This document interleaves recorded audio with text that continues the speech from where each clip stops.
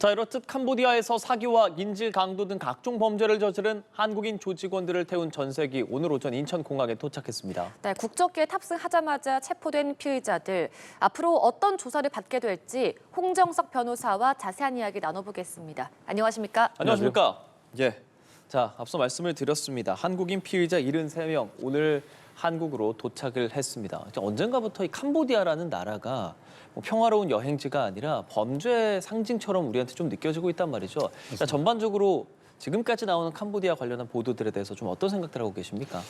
캄보디아뿐만 아니라 이제 예. 그 주변에 이제 골든 상국이라고 불리는 라오스 까지 해가지고 굉장히 스캠 범죄가 이제 끊이질 않고 지금도 어느 정도 국민 여러분께서는 진정이 됐다고 생각하셨을지도 모르겠지만 다시 예. 사상 최대 규모의 피의자들을 실어 나르는 이런 작전까지 수행해야 되는 안타까운 상황이 벌어지고 있습니다. 오늘 송환된 인원들이 무려 73명, 예. 피의자만 73명이고 이 피의자들을 송환하기 위해서 동원된 경찰 수사 인력만 해도 100여 명이 넘습니다. 인력이 이렇게 많다 보니까 단순히 지난번에도 한번 송환이 있지 않았습니까? 예. 그때 당시에는 여객기로 이제 운송을 했는데 이번에는 여객기로 부족해서 공군 2호기인 정용기까지 동원하는 이런 사태까지 이제 벌어진 상황이죠. 따라서 이런 스캠 범죄가 아직도 기승을 부리고 있고 이번 한 번만으로 또 끝나지 않을 것 같아서 이 부분에 대한 좀 더 면밀한 수사나 이제 수사 당국의 대응이 필요할 것으로 보입니다. 네, 사실 지난해 10월 이후 두 번째 전세기 송환인데 이렇게 해외 체류 중인 범죄자를 국내로 송환하는 절차가 통상 좀 복잡하기 때문에 쉬운 절차가 아니라고 생각이 드는데 네. 이번엔 좀 한층 속도를 내고 있는 것으로 보이는데요. 맞습니다. 말씀하신 것처럼 특히 동남아에서 우리가 수사를 통해서 체포하고 송환하기까지는 굉장히 예전에는 어려운 절차들이 많았습니다. 네. 그런데 작년 11월에 캄보디아에 우리 코리아 전담반이 설치가 됐거든요. 그렇죠. 이후부터는 이제 캄보디아 당국과 소통이 원활해지고 그리고 행정 절차도 굉장히 간소화됐습니다. 따라서 이번 경우에도 검거하고 송환하기까지 굉장히 빠른 시간 내에 이루어진 것이라서 K 수사가 이제 캄보디아에서도 어느 정도 성과를 내기 시작했고 이 부분이 앞으로도 더 속도를 낼 것이다. 이렇게 보시면 될 것 같습니다. 예. 그 전에는 훨씬 더 이게 송환하는 과정이 좀 어려웠던 겁니까, 그럼? 예, 원래 그 범죄자 송환 과정은 예. 범죄자 이제 송환에 대한 조약이 체결돼 있더라도 그 나라에서 협조가 안 되면 굉장히 어려운 부분이 많았거든요. 그런데 우리 수사 전담 인력이 거기 파견을 가 있고 그 전담 인력이 우리 국민들에 대해서는 수사를 전담하는 그런 절차가 진행됐기 때문에 당국에서도 이런 절차적인 부분에서 굉장히 간소화를 협조를 할 수 있게 됐고 그런 성과가 이번에 이어진 것으로 그렇게 보입니다. 예, 그 피의자들이 오늘 전용기에 그 오르는 순간 체포영장이 발부됐다고 하잖아요. 국적기 내부도 한국 영토로 보기 때문에 이렇게 맞습니다. 체포영장 바로 집행됐다고 하는데 그 과정 좀 어땠습니까? 예, 국내에서 이제 적법하게 발부한 법원에서 발부된 체포영장을 이제 가지고 경찰들이 이제 비행기에 탔을 것이고요. 그리고 현지에 내려서 피의자들을 태울 때까지는 여전히 캄보디아 국토입니다. 그런데 우리 여객기 그리고 전용기에 탑승하는 순간 우리나라 영토가 되기 때문에 네. 이제 체포영장이 적법하게 집행될 수 있는 상황에 놓이게 되는 거죠. 따라서 바로 체포영장을 집행하고 수갑을 채우고 미란다 고지를 하고 그다음에 피의자들에 대해서 1대1 또는 1대2로 전담 인력들이 옆에 붙어서 비행 내내 아마 돌발 행동이나 그런 자해를 막기 위한 포승줄이나 수갑도 같이 채워졌을 것으로 보이거든요. 그리고 예. 뭐 화장실을 이용할 때도 수사관이 따라가고 그리고 화장실 문을 전부 봉인하지는 못하게 한 상태에서 볼일을 볼 수 있도록 하고 그다음에 극도의 보안을 유지하기 위해서 굉장히 사전에 리허설도 여러 차례 있었을 것으로 그렇게 전망됩니다. 그렇습니다. 지금 전해지는 바에 따르면 피의자 한 명당 호송관이 2명이 붙는다고 하고 식사 역시도 예를 들면 포크나 나이프 이런 날카로운 물건이 없도록 샌드위치를 먹었다 뭐 이런 것까지 전해집니다. 자, 이렇게 해서 한국에 73명이 압송이 됐습니다. 앞으로 수사 어떻게 진행되는지도 조금 짚어주시죠. 예, 이제 1단계는 이제 체포영장을 집행했기 때문에 빠른 시간 내에 이제 구속영장을 청구하는 그런 수사가 첫 번째로는 이루어질 것으로 보입니다. 구속영장을 청구하기 위해서는 아마도 사전에 굉장히 수사가 많이 진척이 돼 있었을 것으로 보이거든요. 그렇지만 도주의 우려라든지 증거인멸 사유들을 보강을 하고 피의자들의 진술을 받아서 아마 구속영장을 빠르게 청구할 것으로 보입니다. 예. 그 다음 단계로는 이제 굉장히 중요한 단계인데 지금 인원이 굉장히 많지 않습니까? 예. 그러니까요. 포괄적으로는 이제 사기죄에 해당하는 사람들입니다. 그런데 총책도 있고 관리자도 있고 단순 상담원도 있고 사실 단순 상담원 중에서는 어떻게 보면 인신매매 형식으로 여기저기 불려다니면서 상담을 강요받는 그런 처지에 놓인 사람도 있었을 것이거든요. 따라서 과연 이런 사람들도 피해자의 지위에도 동시에 놓일 수 있는지 이런 부분들도 검토가 필요하거든요. 따라서 이 단계에서는 가장 중요한 범죄인 범죄 단체 조직죄에 대한 이제 수사가 이루어질 텐데 말씀드린 것처럼 사기죄는 이제 개별적으로도 이루어지고 이제 형량이 정해져 있지만 이 범죄 단체로 이제 조직이 되는 이런 수사가 이루어져서 범죄가 성립이 된다면 굉장히 형량이 높아지게 됩니다. 우리 당국에서도 범죄 단체 조직죄를 적용하기 위해서 지금까지 수사를 했을 것이고 앞으로도 이 범죄를 적용하기 위해서 수사가 이루어질 것인데 그렇죠. 과연 어느 범위까지 적용을 할 것인지 아까 말씀드렸다시피 강제로 끌려다니면서 상담을 했던 자들까지 이런 단체 조직에 포함되어야 되는 건지 이런 부분에 대한 이제 2단계 이제 면밀한 수사가 이루어질 것으로 보이고요. 예. 이제 마지막으로는 이제 국내에 남아 있는 잔당들, 즉 국내에서 자금을 관리했거나 이런 조직을 관리했던 공범들이나 그리고 국내에 이제 와 있는 자금이나 캄보디아에 가 있는 자금들에 대한 추가적인 수사를 통해서 자금을 회수해야 되지 않겠습니까? 예. 피해자들에 대한 이제 피해를 보전하기 위해서는 예. 따라서 마지막 단계인 그런 국내와 캄보디아에 있는 자금들에 대한 수사가 이제 마무리 단계가 이루면 3단계 정도로 수사가 이루어질 것으로 보이고요. 그리고 이제 수사가 이제 마무리되면 이제 법원의 시간이 되기 때문에 이제 법원에 가서는 그 합당한 이제 재판을 받게 될 것으로 보입니다. 그러니까 그럼 본격적으로 과연 이 사람들이 지금 전해지는 바에 따르면 거의 869명인가요? 에게 맞습니다. 486억 원을 가로챘다. 와 정말 피해 규모가 정말 상당합니다. 어떤 피해들인지 좀 짚어보면 좋을 것 같습니다. 예, 이게 그 피해 그 종류가 굉장히 다양합니다. 예. 로맨스 스캠부터 뭐 투자 리딩방 이게 굉장히 뭐 종류도 다양하고 방식도 다양합니다. 예, 좀 설명을 해주세요. 예. 그래야 또 시청자분들도 아시고 피해 예방을 하시면 좋을 것 같습니다. 예, 로맨스 스캠은 뭐 다들 아시겠지만 사람을 이제 기망해서 결국에는 사기에 이르게 해서 돈을 이제 편취하는 그런 행위거든요. 로맨스 스캠을 통해서 이제 편취한 수법에 따른 범죄는 사기죄도 있지만 범죄 수익 은닉 규제법에 해당할 수도 있고 전기통신사업법 위반이 될 수도 있습니다. 따라서 이 범죄에 해당하는 경우에는 이런 다양한 범죄 사실이 적용이 될 거고요. 로맨스 스캠은 말씀은 많이 들었지만 이게 뭐냐? 그러니까요. 이게 친밀감이나 애정을 이용해서 돈을 가로채는 방식입니다. 그러니까 굉장히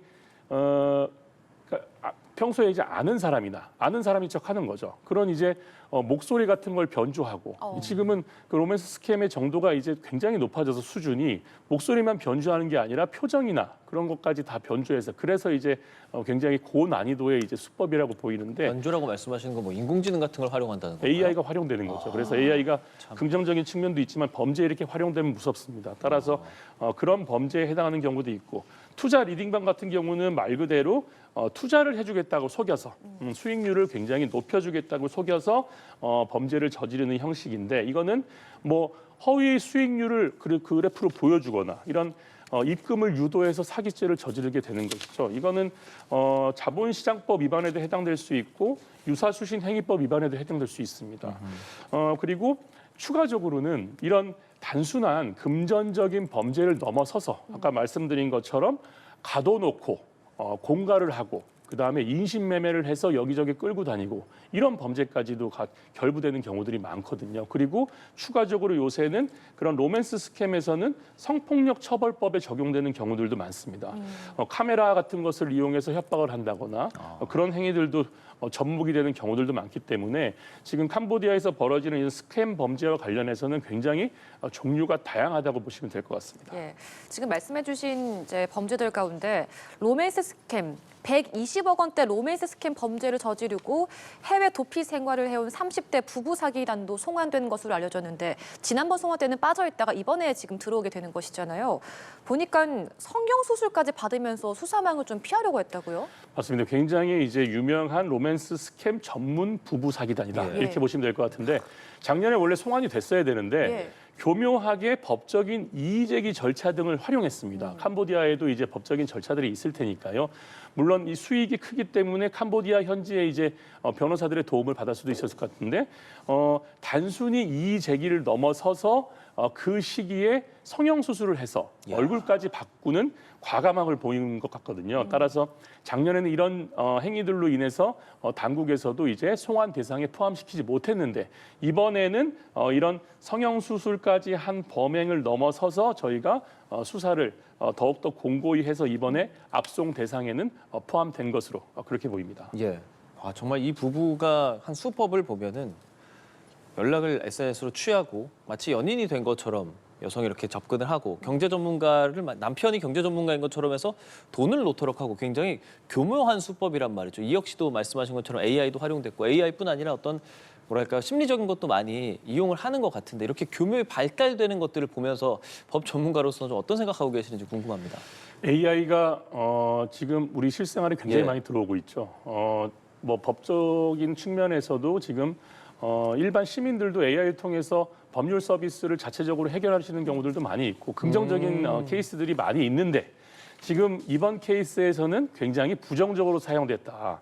대표적으로 이제 딥페이크 사기라고 보시면 될 것 그렇죠. 같은데 딥페이크 사기가 아까도 말씀드렸다시피 이제 목소리만 흉내내는 수준이 아니고 얼굴과 목소리까지 합성을 합니다. 그래서 영상 통화로 가족이나 친구를 속이는 방식이거든요. 따라서 말씀하신 것처럼 이런 범죄의 방식이 예전에는 뭐 보이스 피싱이 굉장히 또 이제 고난이도의 이제 범죄 수법이라고 봤는데 그렇죠. 이제는 보이스 피싱 정도로는 이제 사람들이 안 속는 거죠. 근데 그렇죠. 거기에 기법이 나오는데 우리가 굉장히 기술적으로 발달된 AI라고 하는 그런 우리 실상에 도움이 되는 부분이라고 생각을 했던 것들이 그러니까. 범죄에 활용되는 상황까지 이르게 돼서 사실 이 부분에 대한 이제 AI법이나 이런 것들이 이제 지금 만들어지고 있지 않습니까? 이런 범죄에 활용되는 부분에 대해서도 법적으로 충분히 검토가 돼서 법률에 반영되는 그런 조치가 있어야 될 것으로 그렇게 보입니다. 네, 지금 이런 범죄 조직원들이 사실 캄보디아 각지에서 활동했기 때문에 이걸 추적하는 것도 쉽지 않았을 것 같은데 현지에서는 어떤 방식으로 좀 추적을 했었습니까?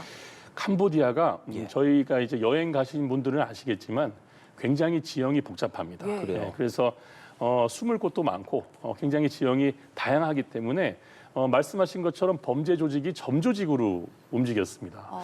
그리고 이런 그 정착지도 호치민에서 뭐 포이펫, 푸놈펜, 몬돌끼리 이렇게 이제 각 거점을 두고 점조직 형태로 그 범죄를 저지르다 보니까 예. 발견하기가 굉장히 어려운 상태였고 추가적으로 수법이 더욱더 교묘한 것이 신축 아파트에서 주로 범죄를 저질렀는데 그 이유는 신축 아파트는 아무래도 입주 오는 사람들이 이제 다양하고 새로 만나는 사람들이기 때문에 누가 누군지 잘 모르는 경우들이 많지 않습니까? 그렇죠. 이런 것까지 이용하는 이제 그런 수법을 보였고요. 그리고 아파트 널뛰기라고 해가지고 신축 아파트도 계속 있는 것이 아니라 6개월마다 한 번씩 옮겨 다닙니다. 야. IP 추적이나 이런 것들을 피하기 위해서 그리고 현장 급습도 현장을 급습하기 위해서는 적어도 수개월간의 잠복이나 이렇게 계획이 세워져야 될 텐데 그 수개월 동안에 있다가 잠복 그 수사를 통해서 급습이 오기 전에 또 이동을 하는 거죠. 그리고 이동할 때는 사용했던 전화기나 그 전자기기도 완벽하게 이제 폐기하는 그런 수법을 보였기 때문에 이 수사가 굉장히 고난이도라고 할 수 있는데 우리나라 수사기관은 사실 우리나라에는 더 수사기법이 고도화돼 있지 않습니까? 전국에 걸쳐서 CCTV가 설치돼 있고 전자기기에 대한 포렌식이나 이런 것들의 기술이 거의 그 최고 수준에 이르러 있기 때문에 캄보디아에서 아무리 뭐 아파트를 옮겨 다니면서 이렇게 범죄를 저지르지만 우리나라의 수사 기법이 적용이 돼서 이번에 이런 성과를 이뤘다 이렇게 보시면 될 것 같습니다. 예. 자, 그렇게 말씀하신 사실 우리도 많이 보도를 통해서 접했지만 보도가 시작되자마자 범죄 단지를 뭐 옮겨가고 그런 류의 뉴스들도 참 많이 봤습니다. 이 동남아 캄보디아를 기점으로 진행되는 이러한 사기 수법들 사실 지금 73명 그리고 그 전에 몇 명 이렇게 압송한다고 또 끝나는 것은 또 아니지 않습니까? 네, 맞습니다. 이런 부분 어떻게 생각하세요? 몸통을 잡지 않으면 예. 결국에는 격가지들만 계속 잡아서는 범죄를 근절하기가 어렵겠죠. 따라서 지금 수사가 계속 이루어지고 있는 것으로 보이는데 지금 아까 말씀드렸다시피 골든 트라이앵글이라고 지금 캄보디아뿐만 아니라 라오스와 미얀마에 이런 스캠 범죄의 본거지가 있는 것으로 지금 파악이 되고 있거든요. 따라서 이번에 다수의 피의자들이 송환은 됐지만 과연 이 피의자들 중에 총 책임자가 있는지 이런 부분들에 대해서 좀 더 면밀한 수사가 있어야 될 것 같고 그리고 아까도 계속 말씀드리지만 근본적으로 이러한 범죄를 총체적으로 계획하고 실행에 옮기는 그런 주범들에 대한 근절이 이루어져야 되기 때문에 이 부분에 대해서는 그런 관계 당국들과 협조가 더욱더 강화돼야 될 것으로 그렇게 보입니다. 예, 사실 이렇게 수사가 빠르게 진행되고 압송까지 지금 현재 진행된 상황이지만 사실 피해자들에게는 이 범죄 수익금을 환수해서 그 피해가 회복되는 게 또 중요한 부분이 될 것 같은데 맞습니다. 사실 법적으로 이게 어느 정도까지 강제 환수가 가능한 건가요?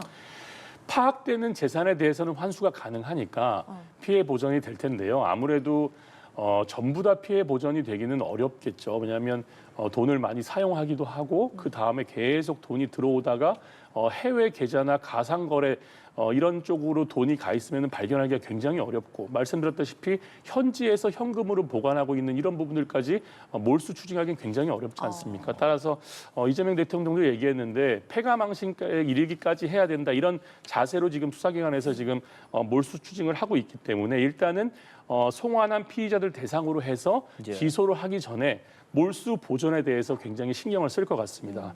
그리고 말씀하신 것처럼 지금까지 굉장히 자금 추적이나 자금 세탁을 했을 때는 이제 자금 추적이 어려웠었는데요. 지금은 이제 국제 자금 세탁 방지 기구라고 있습니다. FATF인데 우리나라가 이제 그 기관과의 공조를 통해서 끝까지 자금을 추적하는 이런 시스템을 갖추고 지금 실행에 옮기고 있거든요. 그래서 가장 크게 이룬 성과가 그 아까 말씀드린 옮겨 다니는 아파트에 있는 자금 세탁소를 급습해서 거기에 있는 수십억을 확보했다. 이런 성과들이 이제 이어지고 있기 때문에 말씀하신 것처럼 굉장히 찾기는 어렵고 그다음에 이 부분에 대해서 피해 보전이 전부는 어렵겠지만 최대한의 피해 보전을 하기 위해서 당국에서도 이런 노력을 기울일 것이다.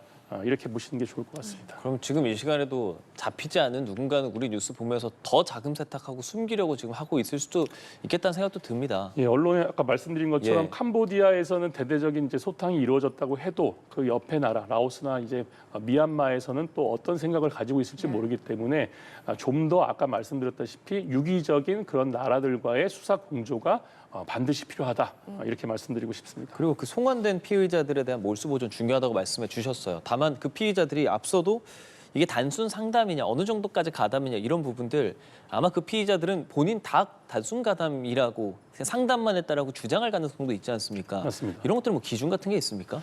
범행에 가담한 정도 예. 그러니까 내가 정말로 어쩔 수 없이 하게 되는 경우들도 정말로 있지 않겠습니까? 왜냐하면 여권 뺏기고 자기의 이제 전화기도 뺏기고 국내에 돌아갈 방법이 모연한데 이 사람들이 시키는 대로 협조하지 않으면은 신변의 위협까지 그리고 국내에 있는 가족을 해치겠다고까지 얘기를 하는 마당이기 때문에 그런 부분들에 대해서 이제 사람마다 차이가 있을 것 같습니다. 그리고 처음에는 상담원으로 강제로 하게 됐지만 거기서 돈을 벌게 되고 이게 돈이 된다고 생각해서 적극적으로 가담한 사람도 있을 것 같습니다. 그래서 말씀하신 것처럼 이 부분을 구별해내는 것은 그 사람이 그 범죄에 가담했던 그런 행위들 얼마나 많은 사람들을 동원했고 얼마나 많은 계좌를 동원하는 과정에서 적극적으로 하고 소극적으로 했는지 그 부분에 대해서 가장 중요하게 수사에 초점을 맞추고 수사할 것 같습니다. 네, 알겠습니다. 오늘 오전 이제 캄보디아에서 사기, 인질 강도 등 각종 범죄를 저지른 한국인 조직원들을 태운 전세기가 도착을 했고 바로 이제 송환이 돼서 수사를 받게 될 텐데요. 관련한 내용들은 저희가 들어오는 대로 또다시 전해드리도록 하겠고요. 오늘 홍정석 변호사와 관련해서 이야기 나눠봤습니다. 오늘 말씀 고맙습니다. 고맙습니다. 감사합니다.